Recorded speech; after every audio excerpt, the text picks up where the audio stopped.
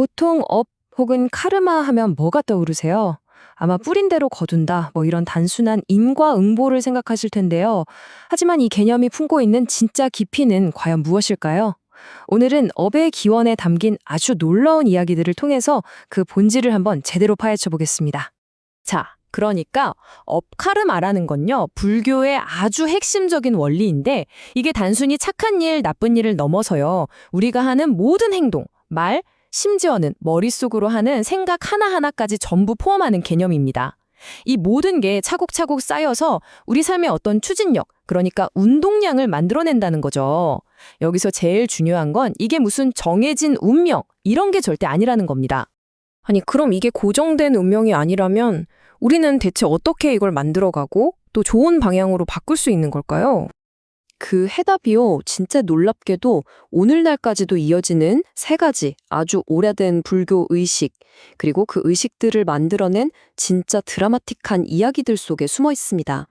자, 그럼 그 첫 번째 이야기부터 시작해 볼까요? 주인공은 바로 부처님의 핵심 제자 중 한 분이었던 아난존자입니다.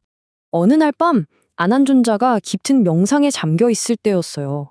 그런데 갑자기 정말 끔찍하게 깡마르고 보기 흉한 몰골을 한 염구악이라는 귀신이 딱 나타나서 소름이 쫙 끼치는 예언을 하는 겁니다.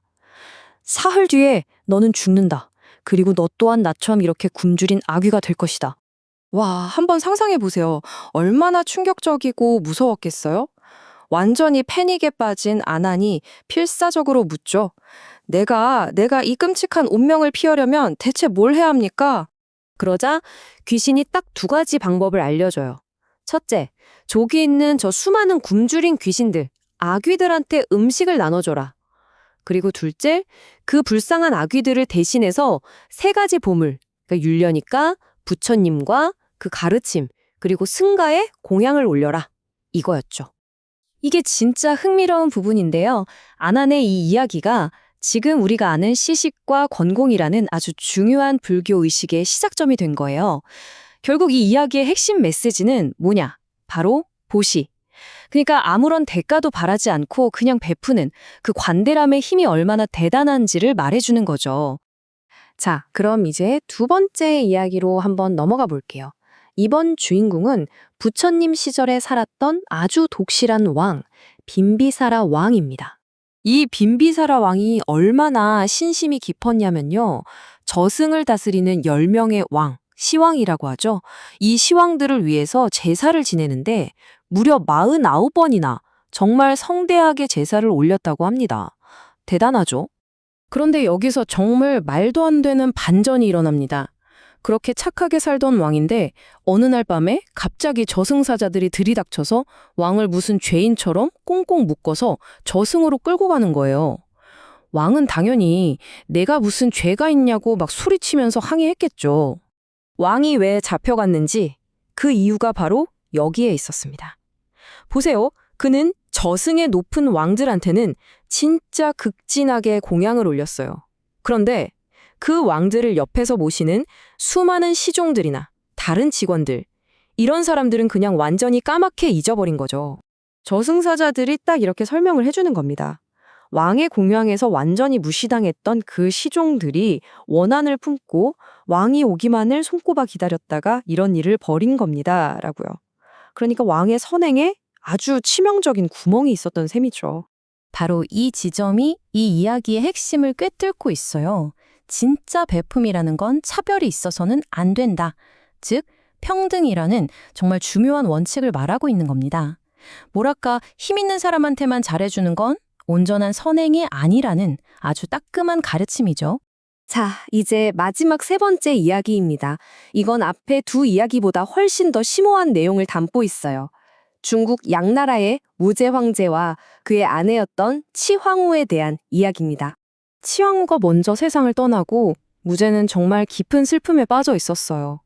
그런데 그날 이후로 밤만 되면 침전 밖에서 자꾸만 이상하고 기이한 소리가 들려오는 거예요. 뭔가 스산한 기운이 궁 전체를 맴도는 것 같았죠. 그러던 어느 날 밤 엄청나게 큰 구렁이 한 마리가 황제의 침실로 스르륵 불어와서 말을 하기 시작합니다. 그런데 그 목소리가 세상에 죽은 황후의 목소리였던 거예요. 그녀가 이렇게 고백합니다. 저는 당신의 옛 황후입니다. 제가 살아있을 때 지녔던 그 지독한 질투심 때문에 죽어서 이렇게 끔찍하게 고통받는 뱀이 되었습니다. 뱀이 된 황후는 눈물을 흘리면서 황제에게 애원해요. 제발 이 고통에서 벗어날 수 있게 공덕이 될 만한 일을 좀 해달라고요. 여기서 정말 중요한 개념이 하나 등장하는데 바로 한 사람의 선한 행동이 다른 사람의 그 빚을 덜어줄 수도 있다는 생각입니다. 이 타임라인을 보시면 그 효과가 한눈에 보이죠? 생전에 지었던 그 잔인함과 질투라는 악업 때문에 사후에 고통받는 뱀으로 태어났잖아요. 그런데 황제가 그녀를 위해 올린 참회 의식 이후에 그녀의 업이 말 그대로 바뀐 겁니다. 결국 황후는 그 끔찍한 뱀의 몸에서 벗어나서 천상세계에 다시 태어날 수 있게 된 거죠. 자, 이렇게 세 가지의 아주 드라마틱한 이야기를 모두 들어봤습니다. 그럼 이 이야기들이 우리에게 공통적으로 알려주는 것, 이 업을 다루는 세 가지 핵심 열쇠는 과연 뭘까요? 이 표가 모든 걸 깔끔하게 정리해주네요. 아난의 이야기에서는 조건 없는 관대함을, 빈비사라 왕의 이야기에서는 차별 없는 평등을, 그리고 마지막으로 치결 황후의 이야기에서는 다른 사람의 고통까지 끌어안는 자비의 힘을 배울 수 있었습니다. 이 세 가지 관대함, 평등, 자비가 바로 우리가 업이라는 거대한 법칙 속을 헤쳐나가는 데 필요한 아주 실용적인 도구들이라고 할 수 있겠네요. 결론적으로 이겁니다. 카르마, 즉 업이라는 건 우리를 꽁꽁 묶어두는 그런 차가운 운명의 쇠사슬 같은 게 아니에요.